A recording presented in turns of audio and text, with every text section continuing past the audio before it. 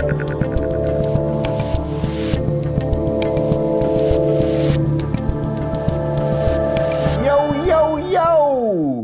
your favorite YouTube host, Dave Rubin. This is the Rubin Report Direct Message for January 14th, 2020. And on today's show, I'm doing an Ask Me Anything Q&A. I've got a gajillion questions here that were submitted on my locals community. That's locals.rubinreport.com. That is the only place that I take questions. It is the only place that I respond to people, and I respond to dozens of people every single day, so you can join us over there. I have not even looked at these questions. Michael, my producer, just handed them to me. I quickly flipped through just to make sure the papers weren't sticking to each other, and we're just going to jump in and go until my brain decides to shut off, and then that'll be it. Before I get into the questions, though, obviously there's going to be some stuff about the election. I have no doubt about that, and the censorship and all that stuff. I just want to quickly talk about the impeachment vote yesterday, because the House did vote to impeach Donald Trump in 8 hours. I think it was a little short-sighted, okay? We're just finding out just in the last 24 hours, this was sort of breaking as they were voting on impeachment. And in effect, the reason for impeachment was that he incited the mob that went to Capitol Hill. Okay, so let's just put that aside for a second. As it was happening, the FBI was releasing information that they now have that the riot and the assault on Capitol Hill was pre-planned. So it's like, well, which one of these is true? Did he incite it, or did it happen, meaning was it pre-planned? Did it happen earlier? Did something happen earlier that made it happen? We know that people were actually starting the assault on the Capitol while Trump was talking. Anyway, that's a little insider baseball, because we're in this odd post-truth world where it sort of doesn't matter, right? Like, do you think that any Democrat or of the 10 Republicans who voted on this thing, do you think they would have cared if they had that information? Well, actually, it was pre-planned, and some of it was starting while Trump was still speaking. It's like, no, because everything's about just sort of the information war and how you can gain political points and everything else. The next step now will be a Senate vote, which could technically disqualify him from holding future federal offices, meaning he wouldn't be able to run for president in 2024. My suspicion is that regardless, Trump does not want to run in 2024. I know a lot of people don't want to hear me say that, but my sense is that there is a movement here that is going to be bigger than Trump, right? Like, you can kill a man, but you can't kill an idea. I think it's something like that with Trump, and the ideas of being proud of America and fighting for freedom and allowing the states to be free and being pro-capitalism and proud of our history and all of those things, that will all continue. I don't know that he's going to do it. I do think it's very possible that Junior will get involved in national politics. I think it's very possible that Ivanka will. There's a rumor now going around that maybe she would run for Senate in Florida. So I think some of the people associated with it will continue. I don't know that Trump specifically will. But I do want to say one other thing about this, and then I'll jump into the questions. You know, there was a moment right after the riots at the Capitol. There was like a 24-hour or 48-hour window where I think even many of the ardent Trump supporters were like, you know what, this is out of control. It doesn't matter if he said they should be peaceful and then people went, or if he was winking to them, or whatever your take on it is. That's sort of irrelevant. I think there was a window where a lot of people were like, you know what, we don't like these images. It's time. It's time, like, let's just move forward. There's nothing else the Senate can do. We're not even going to hear anything about the election. Like, let's just move past everything, and Biden will be president, and we'll figure out how to move forward and everything else. That happened for about 48 hours. And then they went so crazy on banning Trump from Twitter and Facebook and Spotify and Instagram and everything else. And then now with the impeachment, that I think they've strengthened the idea again, right? They've strengthened the movement again. And this is just so consistent with what the left has done about everything in the last couple of years. It's like they're driving this car to crazy town, right? And they have all these off-ramps where they could just possibly moderate a little bit, do something a little bit decent, just let the guy leave at this point, right? It's not that there was going to be a whole bunch of crazy rallies again and attacks and everything else. Everyone knows it. You could feel it. It was deflating. And they just plow through all of the roadblocks. The roadblocks like, don't go crazy anymore. Crazy town is that way. And they just plow through. So there were avenues, I should say, that would have allowed people to get off, and just, we could have done something that would have actually been a little bit like healing, but clearly we ain't going in that direction. All right, one more thing before I get to the questions, I want to talk to you guys about Built Bar. I've got the coconut almond in my hand right now. People do love the coconut. You know, guys, it's a new year, and if you're looking for a new protein bar, I've got just the brand for you. Built Bar is the secret to keeping both of your New Year's resolutions, eating healthier food and eating tastier food. Built Bars are low calorie, low sugar, high protein, high fiber, great for the keto diet. I can actually lose or maintain weight while indulging in a yummy treat. Healthy has never been this delicious. Built Bars taste like candy and come in 18 amazing flavors. My personal favorite, as you know, is the cookies and cream.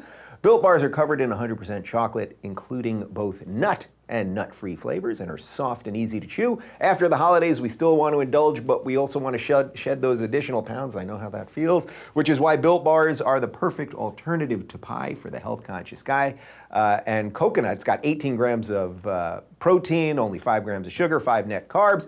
Don't give up on your resolution. Built Bar is the answer. Go to BuiltBar.com and use promo code Rubin to get 20% off your next order. Use promo code Rubin for 20% off at BuiltBar.com. And now back to me. Hello. All right, here we go. Q&A. I'm going to plow through as many as possible. I'll try to give somewhat brief answers so I can get to everything I've got here. It's going to be a lot. There's a lot of paper. Carol asks, are you seeing or hearing any indications about how far the Dems are planning to go? For example, blow up the filibuster, add states, pack the Supreme Court, etc.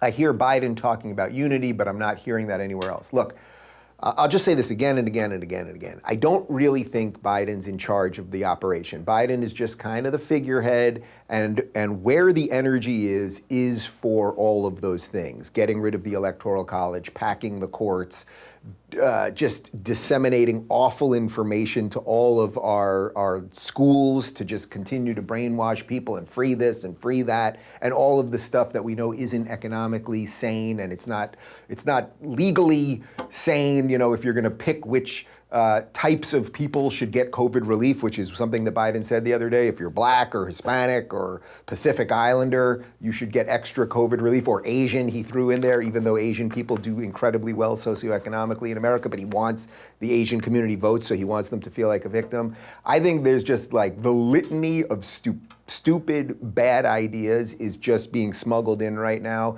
I think perhaps some version of the most extreme of them will be slightly guarded by a Biden administration, as opposed to if it had been a Bernie administration, might have been just like all hell breaking loose with all that stuff. But I'm not even sure what I mean by that. Like, I don't know what would be too radical where, you know, Joe Biden would be like, no, that's too much. I mean, Joe Biden literally was saying that men who identify as women should be in women's prisons. I mean, so it's like, oh yeah, he's the moderate, guys. And again, this is what I was telling all of my good liberal friends, guys, you're just ushering in all of the stuff that's going to destroy everything you care about. It's going to destroy science and STEM and all the corporate boardrooms you care about, and we're going to hire people based on the color of their skin and not the content of their character. Oh, and it's that guy, Martin Luther King, it's his birthday coming up, right, on Monday, and you know, he wouldn't have been happy about all this, but he's old school, you know, forget about him.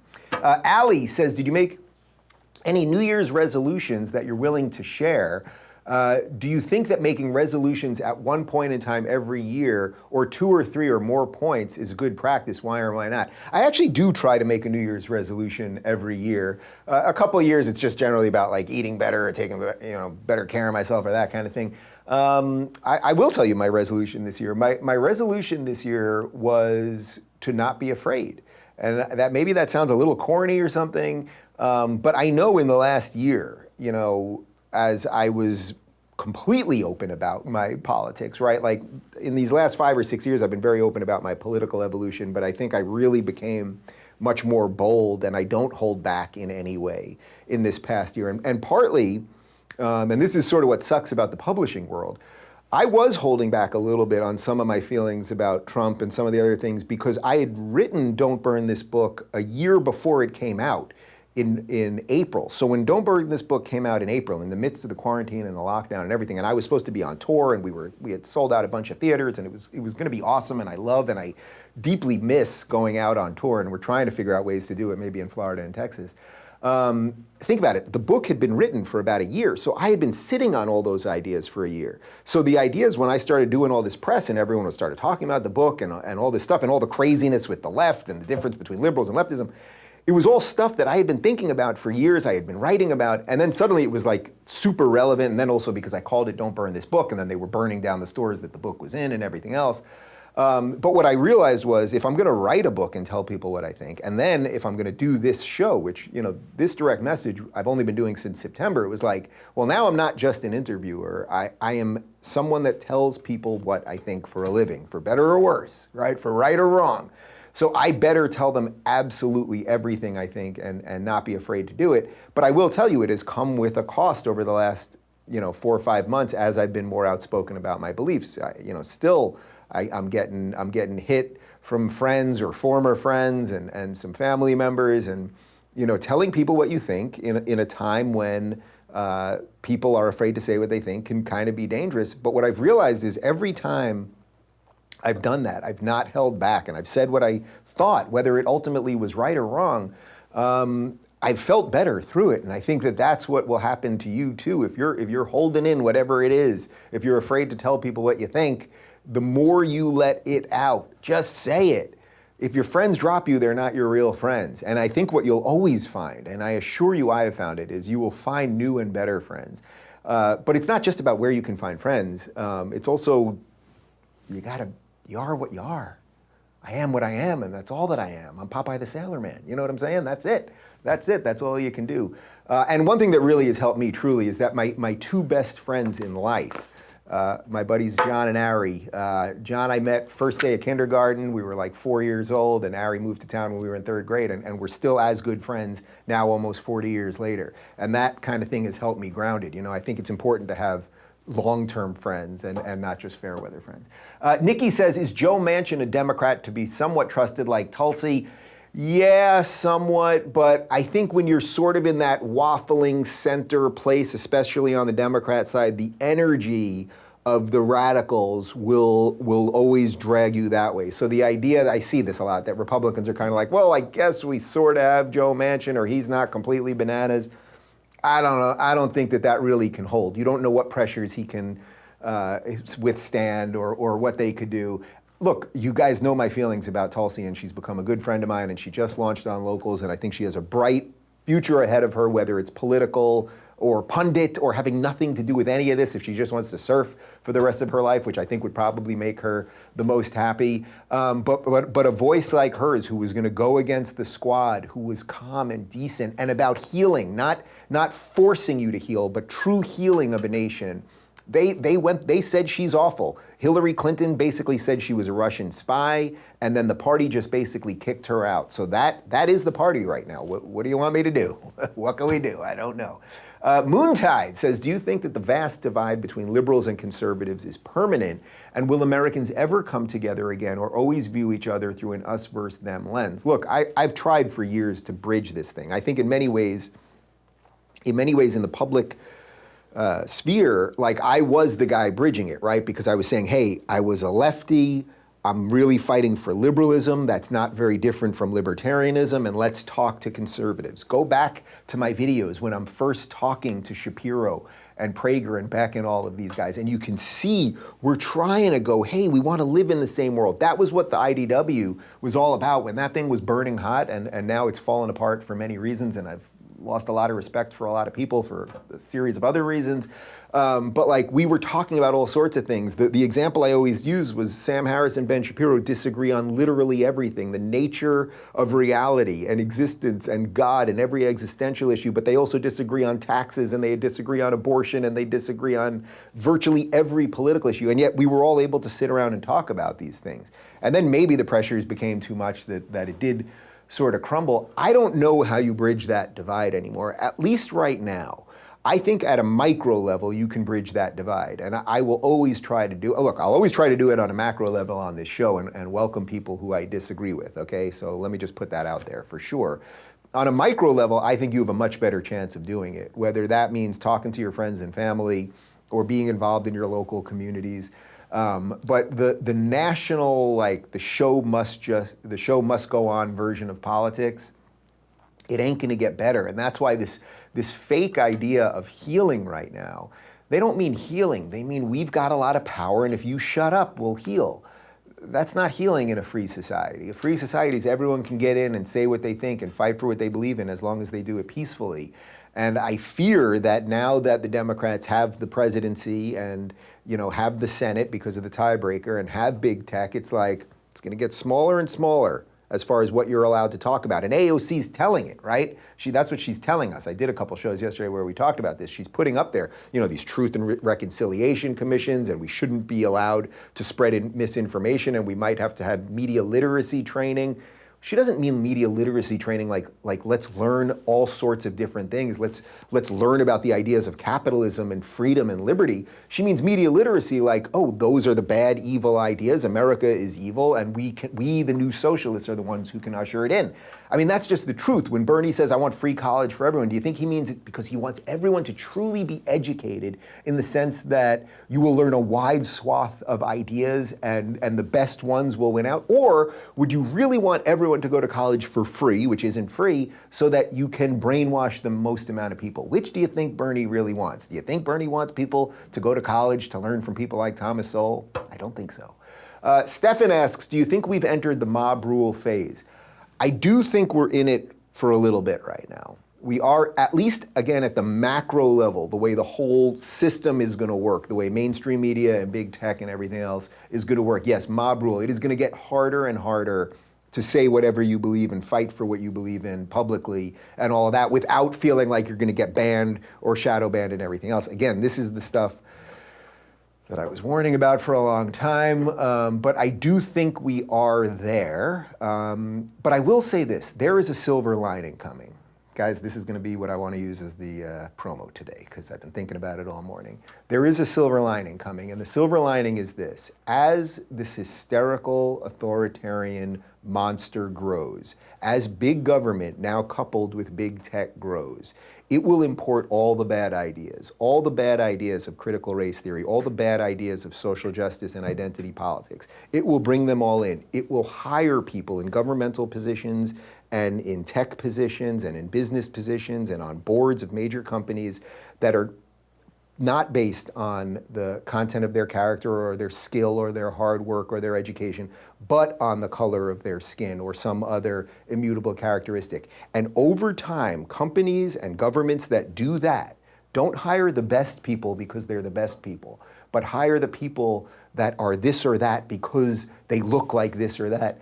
The systems that they create will fail. Those systems will fail, I promise you that.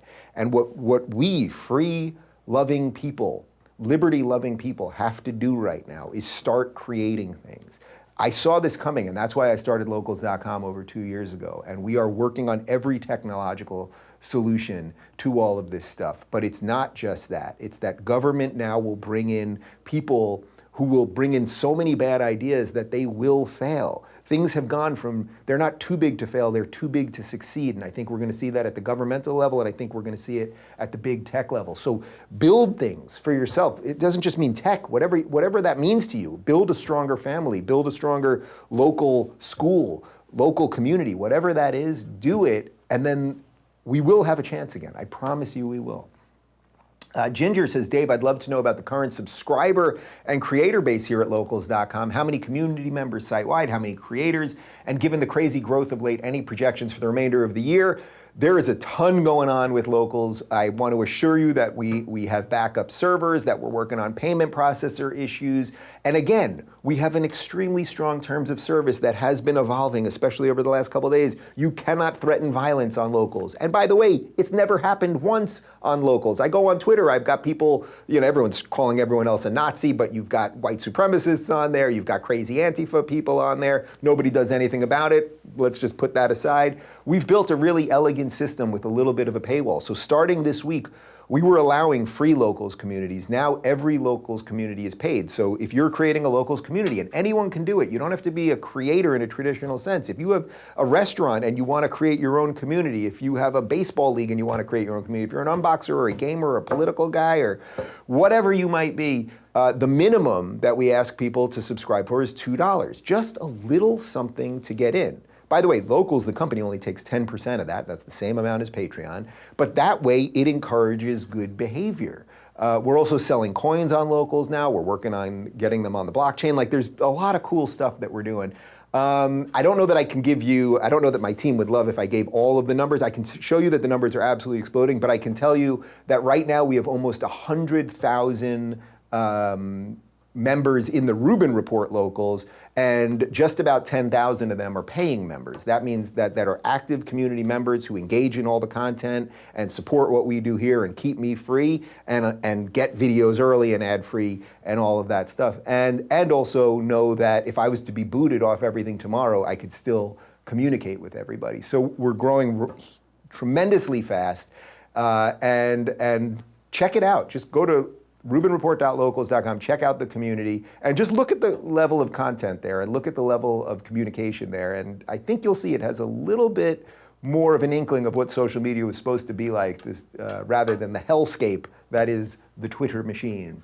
Alex says, did you expect the censorship and deplatforming to happen this quickly? We're already seeing no-fly lists, banking and lending institutions withholding services, tech companies banding together to throw their competition off the internet. It's only a matter of time before they come after normal people too. How soon do you think that will happen, and what can we do about it? Yeah. It's the coordination right now that I think is really scaring people. Suddenly it's like, wait a minute, now we've got people on no-fly lists, which I talked about the no-fly list yesterday. The no-fly list makes no sense to me. It doesn't make sense to me whether it's related to terror or whether it's related to whatever happened on the Capitol or anything else. Like, it's like, wait a minute, we know that these are, in their eyes, these are sort of bad people. They can do whatever they want in society, they just can't get on a plane. Like, is there any evidence to think that anyone that rioted at the Capitol or just walked into the Capitol building, and by the way, they should be prosecuted to the fullest extent of the law for breaking the law, is there any evidence to think that these people are gonna suddenly be hijacking planes? Like, you're gonna let them get in the car and drive cross country, but they can't fly there, so we're just gonna extend their trip. That'll be the real inconvenience for these people. It's gonna take you 4 days to get from California to New York as opposed to 6 hours. And, you know, well, they don't, I was about to say, and you're not gonna get any of that fancy plane food, but they don't serve that anymore either. Yes, the worrying collusion between these companies that they can all decide at one moment to take you out, that then this could move down to the banking layer. And if they found out you're a Trump supporter, should you be allowed to bank? And should AT&T be allowed to stop you from getting a phone and the rest of it? And that's why this has been so complex, this issue about big tech.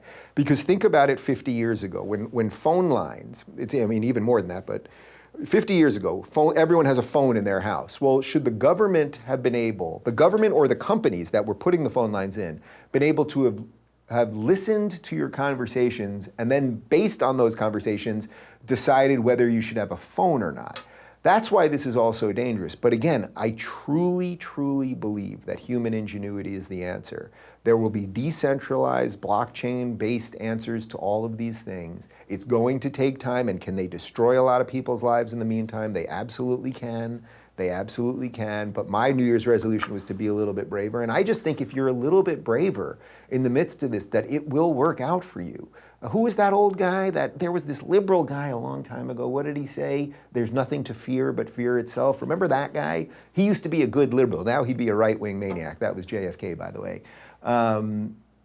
There's nothing to fear but fear itself. It's like, we can get through this. I just know we can get through it. And by the way, as I've said a couple times over the last few days, one of the things we're trying to do with Locals is, I am not trying to replace all of these things. I think they will fail on their own. We're gonna build you a digital home so that you can exist on the internet and set some rules for yourself and your community. And I wanna work, I genuinely want to. If you're watching this, Amazon representative, Facebook representative, Google representative, whatever it might be, I wanna work with you guys. I'm not here to burn down the system, but the more you won't work with people, the more that people are gonna wanna work down the system, burn down the system. I put up a tweet the other day that got something like 10,000 retweets saying, I'm willing to interview any representative from any of these companies. I'll do it without notes, I'll do it live. Just give me somebody to talk to about the philosophical issues here, the legal issues, the constraints, the technological issues. It seems like you cannot get a representative from any of these companies to talk to anybody. So it's like, we voluntarily get on these platforms, then they set arbitrary rules and then won't even talk to us about it. You think that's a problem? I'm starting to think it's a problem. Ramona says, it sounds to me as though the left is just making themselves a self-created judicial tribunal that was written about in the lynch law in 1780. It's as though we are going to be presumed guilty without legal representation. This has to stop. But how, you remember the third Batman movie, the third in the trilogy with Bane? Which one, what was that called? Dark Knight Returns? Is that what it was? Was that Dark Knight Returns, that one? The Bane one, the third one, yeah, I think it was Dark Knight Returns. Dark Knight Rises, is that what it was? Dark Knight Rises, yeah. If you remember in that one, when they're all locked, they basically cut off Gotham from the rest of the world, right? They blow up the bridges, and then they start having these tribunals, and the guy who was the Scarecrow in the first of the movies is running these clown courts, and they're executing people in the icy river and everything. It's like, it sort of feels like we're getting there, that we're not gonna have real legal system that is functional, or the presumption of innocence, or due process, or any of those things. These guys don't really like those things. They like power. So again, scary. This is scary. So how does it, the question here is, this has to stop, but how? It has to stop, yes, and how? We must just continue to stand up against it. That is the only thing we can do right now. Dixie says, do you think we're in a digital civil war? We are. There is a big machine, and there are people who desire to be free. I don't think those things have to be in an intractable war forever. I believe those things can. There are issues. You don't want people making violent threats. You don't want people coordinating terrorism or some of the really bad things that can be out there. How do you balance that with free speech and everything else? It's like, that's what we should be talking about right now. What is more important than that right now? Is that what Congress should be talking about, or should we be talking about a president who's going to be impeached or going to walk out in 6 days? Should we be wasting time impeaching him? That's what we should be talking about. That's the future of freedom, if you care about freedom. But as I said, the companies won't even talk about it, and our politicians are idiots.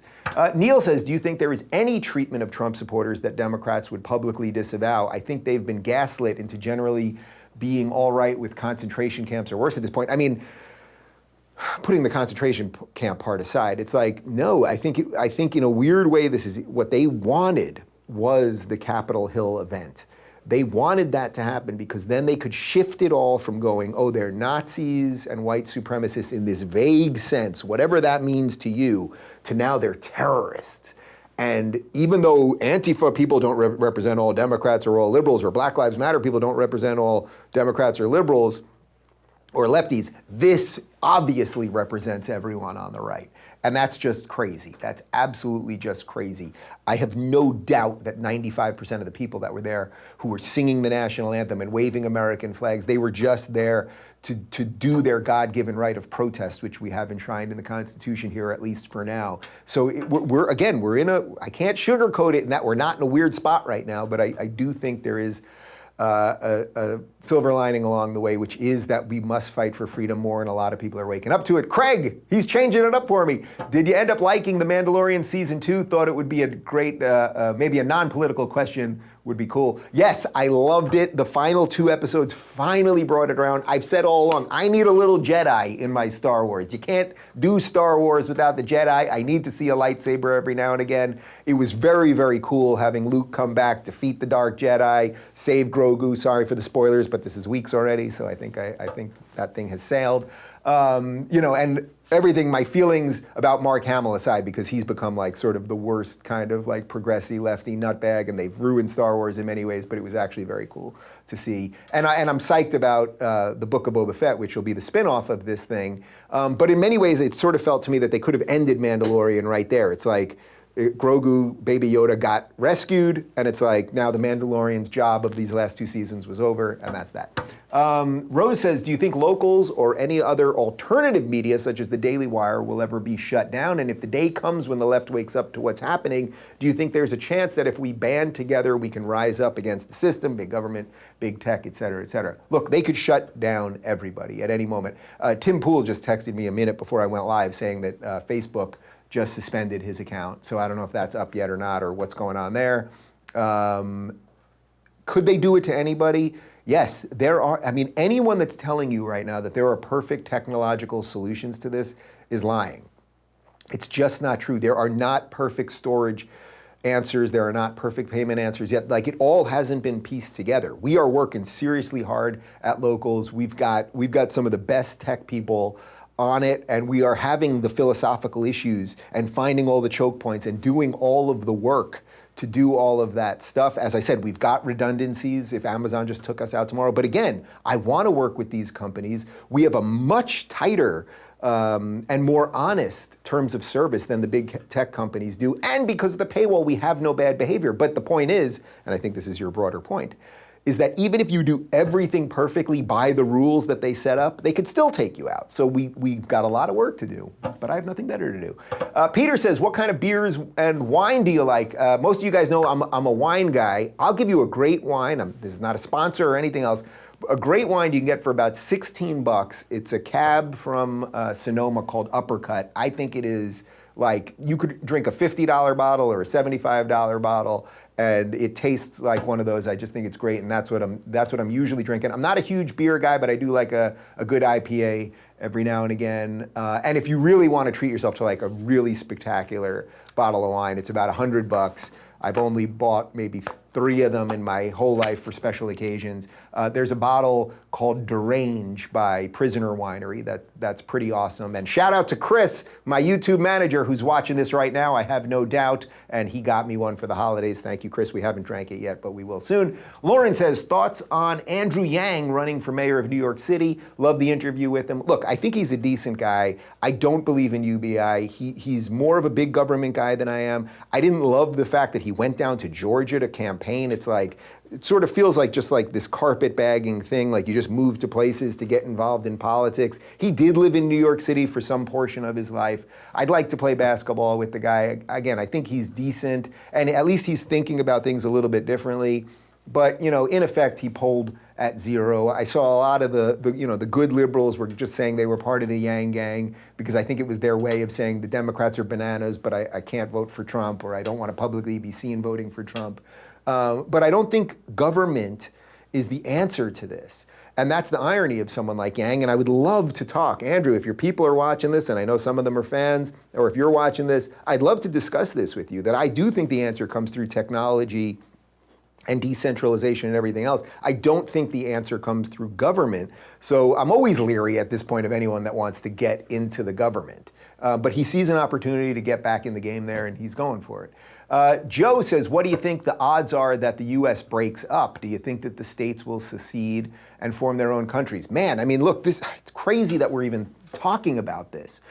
But if we are in a truly intractable place, that states that want to be open and free and take a little bit of risk, if those states, Florida, Texas, for example, don't want to be part of the machine anymore, that seems to be getting bigger and bigger, and federal laws for everything, if they don't want to be part of this thing, and then they don't want to help bail out the states that are failing, right? Like, so I get it, man. If you're somebody in Texas who's living by the rules and you're in a no income tax state, and your state is open and good, and you don't want all the blue state people moving there and ruining everything, and then when California falters financially, you don't want to pay for it, like, I could see why you'd be kind of resentful. I hope it doesn't happen. And Abraham Lincoln, you know, everyone says Abraham Lincoln. Who was the best president of the United States? Almost everyone says Abraham Lincoln. Why was he the best president of the United States? Because he saved the Union. We may be getting to a point where this thing is so huge that maybe it can't be saved. And I don't like talking about it or thinking about it, but I do think that states will have to start making some more decisions for themselves. And Ron DeSantis, the governor of Florida, is the guy that's just absolutely knocking it out of the park. All right, just a couple more. I know I'm over time here, but I know that there's a lot here. Tim says, how does one see any available jobs at locals? We're hiring like across the board. We need more developers, we need more architecture people, we need more onboarding people and customer success and everything else. Jobs at locals.com. There isn't a public, we haven't had time even because there's so much going on to put up a public posting. Just email your resume with a nice cover letter. Tell them you're a fan of Dave Rubin. Tell them Dave sent you. Jobs at locals.com. Isaiah says, as someone who also loves to cook, do you have any recommendations on excellent wine, whiskey, and meal pairings? I mean, you guys see my go-to is, well, I just mentioned Uppercut Cab, and then you give me a freaking beautiful, I cooked such a beautiful one from Snake River Farms. I got it It was a tomahawk, a 4-pound tomahawk. I posted some pictures in the community. I think it was the best steak I've ever made. I sear it, super hot, 2 sides, just salt and pepper. I might have done did I do like a little bit of garlic powder sometimes? Or like a Traeger rub, that Saskatchewan one is pretty solid. But just salt and pepper is good enough. And you can't do too much salt on a big steak, that's the trick. Sear it, 4 minutes on each side, then maybe kind of slow cook it for about a half hour. I mean, this was a seriously thick steak. With a nice cab, there's nothing better. Dan says, super important question. Do you think that Han Solo shot first? Yes, he shot first. It never should have been edited. And Han was a badass. That was what was cool about him. Han had to do some shit to make a living in the galaxy, okay? The idea that he wouldn't have shot Greedo first because he's just a nice guy, that's against the ethos of the character. He was about to be taken out by Greedo. Greedo was about to bring him to Jabba, okay? Greedo's not a great guy. Jabba's not a good guy. It's like you're going to shoot him. All right, 2 more. Nate, have you made a prediction for 2021 yet? If so, I haven't heard it. I'm pretty sure there's a way to look at the year ahead that's not all doom and gloom. There's got to be positivity in there somewhere. You know, usually the last like 5 years, I've done a massive Twitter thread with my predictions, and they've been actually pretty on point. But I didn't do it this year because it's been a little chaotic, and I just didn't do it. But the silver lining, again, guys, is... The silver lining is they can't take us all out. They can't take us all out. I know it feels like they can, but if we keep doing things, meaning whatever it is you want to do as things start opening, if you're looking at your life going, boy, that was a weird year, and I really wasn't doing the stuff that I wanted to do. I didn't work at a job I really wanted to work at. I didn't live with the person I really wanted to live at, or I was addicted to this, or I was doing that, or whatever it is. You can always turn it around. And I think while this will be a year of sort of authoritarian, hysterical craziness, they can't get everybody. So fix some stuff for yourself. That's what I'm trying to do. That's what I'm trying to do. And Melanie, finally, what's your favorite Seinfeld episode? All I'm doing right now, by the way, is watching Seinfeld. I'm not watching anything else. I've just had it with all of these shows. I'm watching Seinfeld. What's my favorite episode? You know, someone asked me this the other day. One of my favorite episodes is season 2 or 3. It's that subway episode where they all go on their own adventures on the subway, and that scene with Elaine in the subway car when the lights are going off and she thinks people are touching, and you're just listening to what she's thinking in her mind. It's such like a perfect, quintessential New York City moment because we've all had that. But pound for pound, my favorite episode, you know, it's got to be something. It's got to be something with Jerry's parents. The whole Del Boca Vista situation. Jerry's dad getting impeached because he has a Cadillac, so they think he's embezzling funds. Like, it's a pretty perfect episode. So there you go. Okay, guys, I am giving my team off tomorrow because we decided we're not going to have people working on Monday for MLK Day, and everything has been so crazy that I'm actually giving everybody off for tomorrow so we can have a 4-day weekend. So congratulations to my team. Not that there's anyone else in this room, sorry, Gavin Newsom. So there'll be no direct message tomorrow or Monday. I will see you Tuesday. We will be live, am I right? We are live with special guest Ron Paul. I have wanted Ron Paul on forever. He was the leader of the Tea Party movement, and he has been a fighter for liberty. We've wanted to do this interview for years. We were hoping to do it live. He doesn't fly a lot because you're not going to believe this. He doesn't like the TSA. But finally, last week, his channel was temporarily banned from Facebook. We reached out to his people about locals. Hopefully there'll be something on that soon too. And we were able to do this. We're going to do it via Skype. I'm thrilled to do it. And if you haven't seen it yet, just this morning, we posted part 1 of my interview with journalist. Note, I didn't have to do this. An actual journalist by the name of John Bachman from Newsmax. I go on his show all the time. He's an actual journalist trying to give information to people. It's very, very bizarre. And, I'm on his show in like an hour or something. I'm on his show today, I think at 11 o'clock Pacific or something like that. Around there, ballparking it? Okay, so that's it. Have a great extended weekend, everybody. Stay calm, stay cool, stay collected. It's all gonna be okay. And I won't be on all the major social media platforms, obviously, over the next couple days as well, but I will be saying hi to everybody and maybe doing some live chats and videos and food pictures and dog pictures and all that at rubinreport.locals.com. See you Tuesday.